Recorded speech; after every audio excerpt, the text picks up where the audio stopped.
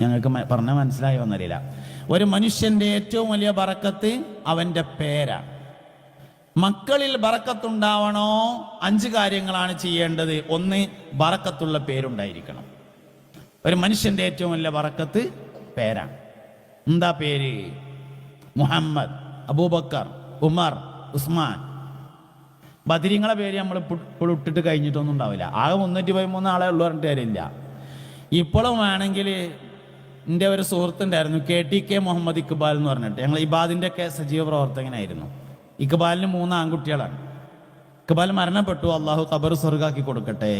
നല്ല മനുഷ്യനായിരുന്നു. അപ്പോൾ ഇക്ബാലിന് കുട്ടികളുണ്ടായാലും സെബീന തുറന്നിട്ട് ബദരീങ്ങളെ പേര് നോക്കുക. എന്നിട്ട് പെണ്ണുങ്ങളോട് പറയും, ഇതിൽ നിന്ന് എനിക്ക് പറ്റിയ പേര് ഏതാച്ചും എടുത്തോ എന്ന് പറയും. അങ്ങനെ ബദരീങ്ങളെ പേരാട്ട്. ബദരീങ്ങളെ പേര് നമ്മളിപ്പോൾ ഇട്ടിട്ട് കഴിഞ്ഞിട്ടൊന്നും ഉണ്ടാവില്ല. ബറക്കത്തുള്ള പേരാണ് ബറക്കത്തിൻ്റെ ഏറ്റവും പ്രധാനപ്പെട്ട അസ്ല്.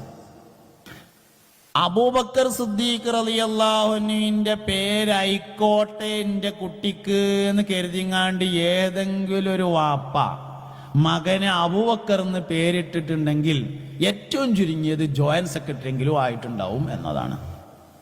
പേര് വലിയൊരു ബറക്കത്താണ്. മുഹിയുദ്ദീൻ, അബൂബക്കർ, ഉമർ, ഹംസ. وبقيسهم وقتادة منعينه ردت بكف المصطفى الحسناء. ബറക്കത്തിന്റെ ഏറ്റവും പ്രധാനപ്പെട്ട അസ്ല് ബറക്കത്തുള്ള പേരുണ്ടായിരിക്കുക എന്നത് തന്നെയാണ്. ഞാൻ കുറേ ആളുകളുടെ പേരിനെ കുറിച്ച് പഠിച്ചിട്ടുണ്ടായിരുന്നു. വേങ്ങരയിലുണ്ട് ഒരു കോയപ്പാപ്പ എന്ന് പറഞ്ഞിട്ട് ആൾ, നിങ്ങൾ കേട്ടിട്ടുണ്ടോ എന്നറിയില്ല. വേങ്ങര കോയപ്പാപ്പ. വേങ്ങര അങ്ങാടി തന്നെയാണ് മഹാനവറുകളുടെ ഖബറുള്ളത്. കോയപ്പാപ്പാന്റെ പേര് മുഹമ്മദ് എന്നാണ്. കോയപ്പാപ്പാന്റെ വാപ്പാന്റെ പേര് മുഹമ്മദ് എന്നാണ്. കോയപ്പാപ്പാന്റെ വല്ലിപ്പാന്റെ പേര് മുഹമ്മദ് എന്നാണ്.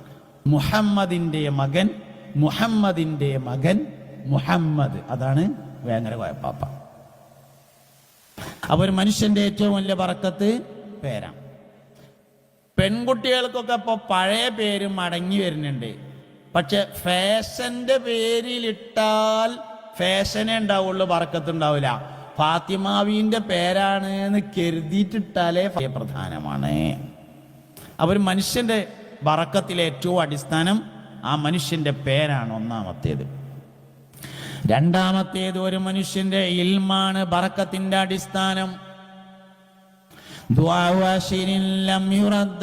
റബ്ബുന وأده لمن في ديننا وصاني من يتألم للماخي ساليسها من حسن خلقه أخي وإذ وأدخل لي ربيا نيتما خاميسها المارض كن مهتمما. ഒന്നൊരു മനുഷ്യൻ ആലിമായിരിക്കുക എന്നുള്ളതും രണ്ടാമത്തേത് മുതഅല്ലിമായിരിക്കുക എന്നതുമാണ്. ഞാൻ ഒരുപാട് സ്ഥലങ്ങളിൽ കുടുംബ സംഗമങ്ങൾക്ക് പോകാറുണ്ട്. ഞാനൊരു സത്യങ്ങളോട് പറയട്ടോ. ഒരു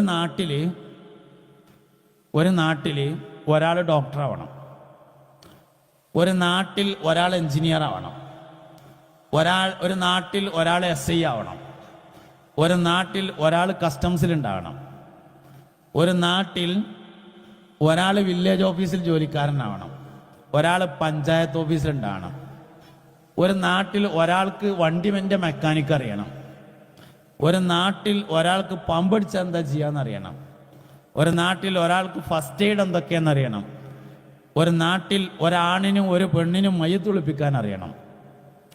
എന്നാൽ ഒരു കുടുംബത്തിൽ ഒരാൾ മൂല്യരാവണം. മറ്റൊക്കെ നാട്ടിൽ ഓരോന്ന് മതി, ഇത് നാട്ടിലൊന്ന് പോരാ, കുടുംബത്തിലൊന്ന് മൂല്യരുണ്ടാവണം.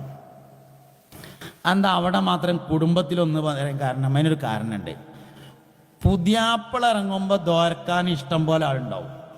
പുതിയെണ്ണ ഇറങ്ങുമ്പോൾ ദോരക്കണമെങ്കിൽ അവനാൻ്റെ ഉണ്ടായിരിക്കണം.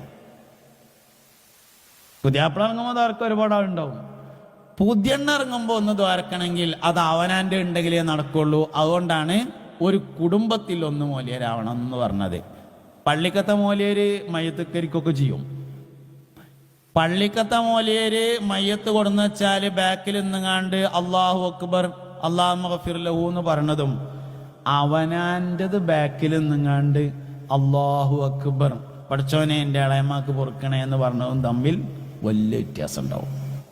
അതുകൊണ്ട് ചില സമയത്ത് അവനാൻ്റെ വെച്ചിട്ടൊന്നുണ്ടെങ്കിൽ അതൊരു ഗുണയിക്കാരം. അതുകൊണ്ട് മോലിയരല്ല കുടുംബത്തിലും ഓരോന്ന് വേണം. ഈ സദസ്സക്ക് ഇങ്ങനെ നോക്കുമ്പോൾ തലേക്കെട്ട് വളരെ കുറവുണ്ട്. കുറവ് കാണുന്നുണ്ട്, വളരെ കുറവാണ്. ഇത്ര ഉണ്ടായാൽ പോരാ. ഒരു കുടുംബത്തിൽ ഒന്ന് അതിന് പറ്റിയത് ആരാ നോക്കണം. ഒരു കുടുംബത്തിൽ ഒരാൾ ആലിമായിരിക്കണം. സൗകര്യമില്ല എന്നൊന്നും ഇന്നത്തെ കാലത്ത് പറയാൻ പറ്റില്ല. ഇഷ്ടം പോലെ സൗകര്യമുണ്ട്.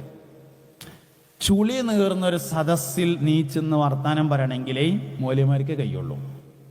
ഇവരുണ്ടല്ലോ ഒരു കല്യാണ വിഷയത്തിന് നീച്ചെന്നുകാണ്ട് ഒന്ന് ചുളിയിൽ നിന്നാണ്ട് രണ്ട് വർത്താനാണ് പറയണമെങ്കിൽ അതിന് നല്ല പള്ളി ദർസിലോതി പഠിച്ച ആലിമീങ്ങൾക്കാണ് കഴിയുക. അതുകൊണ്ട് അതൊക്കെ നാട്ടിൽ ആവശ്യമുള്ള കാര്യമാണ്. ഒരു കുടുംബത്തിൽ ഒന്ന് ആലിമായിരിക്കണം. ഞാനിപ്പോൾ ഈ ഷവ്വാൽ മാസം, ഷവ്വാലാണ് ദർസൊക്കെ തുറക്കുന്ന സമയം. അപ്പോൾ ഷവ്വാലിൽ വയലറിയുമ്പോൾ സാധാരണഗതിയിൽ മുമ്പൊക്കെ പറയലുണ്ടായിരുന്നു, ഒന്നിനും പറ്റാത്തവരെങ്കിലും ഒന്ന് ഓതാൻ പറഞ്ഞേക്കണം നിങ്ങൾ എന്ന്. അതായത് നമ്മൾ ചില കാര്യങ്ങൾ ആദ്യം തീരുമാനിക്കേണ്ടതൊക്കെ അവസാനം തീരുമാനിക്കും. അങ്ങനെ ചില പരിപാടി ഉണ്ട് നമുക്ക്. ഒരു കുട്ടി നന്നായിട്ട് 10ാം ക്ലാസ്സൊക്കെ പഠിച്ച്, അള്ളാഹു നമ്മളൊക്കെ കുട്ടികൾക്ക് നല്ല വിജയം കൊടുക്കട്ടെ. 10ാം ക്ലാസ്സിൻ്റെയും +1-ൻ്റെയൊക്കെ പരീക്ഷ വരാൻ വേണ്ടി പോവുകയാണ്. കുറേ കുട്ടികൾ പരീക്ഷ എഴുതുന്നതാണ്. അള്ളാഹു എല്ലാവർക്കും നല്ല വിജയം പ്രദാനം ചെയ്യട്ടെ. എല്ലാവിധ പരീക്ഷകളെയും പരീക്ഷണങ്ങളെയും അതിജയിക്കാനുള്ള ത്വാഖത്തും തൗഫീഖും അള്ളാഹു നമ്മുടെ എല്ലാവരെയും മക്കൾക്കും നമുക്കും നൽകി അനുഗ്രഹിക്കട്ടെ. ആമീൻ. എല്ലാ ആവശ്യം കേട്ടോ, ഒന്നിനും എതിരെ ആയതുകൊണ്ട് പറയല്ല, എല്ലാം ആവശ്യമാണ്, എല്ലാം ആവശ്യമാണ്. പക്ഷെ ആലിമീങ്ങൾ ആവശ്യമാണ്. നല്ല വിവരമുള്ള ആലിമീങ്ങൾ വളരെ അത്യാവശ്യമാണ്. അപ്പോൾ 10ാം ക്ലാസ്സിൽ നല്ല മാർക്കൊക്കെ കിട്ടിയാൽ സാധാരണഗതിയിൽ ഓനെ +2-ന് അയക്കണം. പറ്റുമെങ്കിൽ സയൻസിന് അയക്കണം, അത് പറ്റില്ലെങ്കിൽ കൊമേഴ്സിന് അയക്കണം, അതിനും പറ്റൂലെങ്കിൽ ഹ്യൂമാനിറ്റീസിന് അയക്കണം. അതിനും പറ്റൂല എന്ന് വിചാരിക്കുക, അങ്ങനെ ഉണ്ടാവുമല്ലോ. അതായത് D+ ആണ്, കുറച്ച് B ഉണ്ട്, ലേശം C ഉണ്ട്, ഭൂരിഭാഗം D+ ഉണ്ട്. എന്താ കാട്ടുക, +2-നൊന്നും അയച്ചിട്ട് വലിയൊരു കാര്യം ഉണ്ടാവില്ല. എന്നാൽ പിന്നെ എന്താ കാട്ടുക, സൂപ്പർ മാർക്കറ്റിൽ നിർത്തിയാൽ ഉഷാറാവും. അപ്പോൾ പിന്നെ ഓനെ സൂപ്പർ മാർക്കറ്റിൽ നിർത്തണം. അടുത്തുള്ള സൂപ്പർ മാർക്കറ്റ് എവിടെ വെച്ചാൽ അവിടെ പോയി സംസാരിച്ചിട്ട് എൻ്റെ ചെറുക്കം ഇവിടെ നിന്നോട്ടെ, പഴിഞ്ഞിട്ടിയ കാര്യമല്ലോ എന്നൊക്കെ പറഞ്ഞിട്ട് അവിടെ കൊണ്ടുപോയി നിർത്തിയ ഒരു കുഴപ്പമുണ്ട്. എന്താ, ജൂനിയേഴ്സിന് ഏറ്റവും പ്രയാസമുള്ള ജോലിയാണ് എവിടെയാണെങ്കിലും കൊടുക്കുക. അത് സൂപ്പർ മാർക്കറ്റിലും അങ്ങനെ തന്നെ ഉണ്ടാവുള്ളൂ. പഞ്ചാര ചാക്കൊക്കെ ഏറ്റേണ്ടി വരും. അങ്ങനെയാണ്.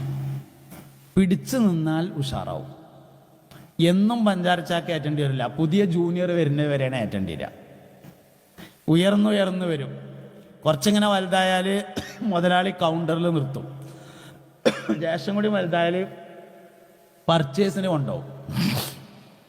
ബിസിനസ്സിൻ്റെ ഏറ്റവും വലിയ രഹസ്യം എന്ന് പറഞ്ഞാൽ വിൽക്കണോടത്തല്ല, വാങ്ങണോടത്താണ്.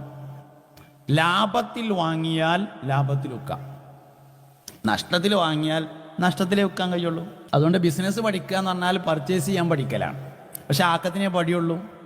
അങ്ങനെ പർച്ചേസ് ചെയ്യാൻ പഠിഞ്ഞാൽ കുറച്ച് കഴിഞ്ഞാൽ മുതലാളി തന്നെ പറയും, അപ്പുറത്തൊരു പുതിയ പീഡിയ റൂം ഉണ്ടാക്കുന്നുണ്ട്, പറ്റുമെങ്കിൽ അവിടെ ഒരു ബ്രാഞ്ച് ഇട്ടോ, ഞാനും കൂടി തരാറ്. അങ്ങനെ മുതലാളിനെയും കൂട്ടിയിട്ട് പുതിയൊരു സൂപ്പർ മാർക്കറ്റ് തുടങ്ങാം. കുറേ കഴിഞ്ഞാൽ നല്ല നിലക്ക് മുതലാളിൻ്റെ വിഹിതമൊക്കെ കൊടുത്ത് അവസാനിപ്പിച്ചാൽ സ്വന്തമായി സൂപ്പർ മാർക്കറ്റിന് മുതലാളിയാവാൻ വേണ്ടി പറ്റും.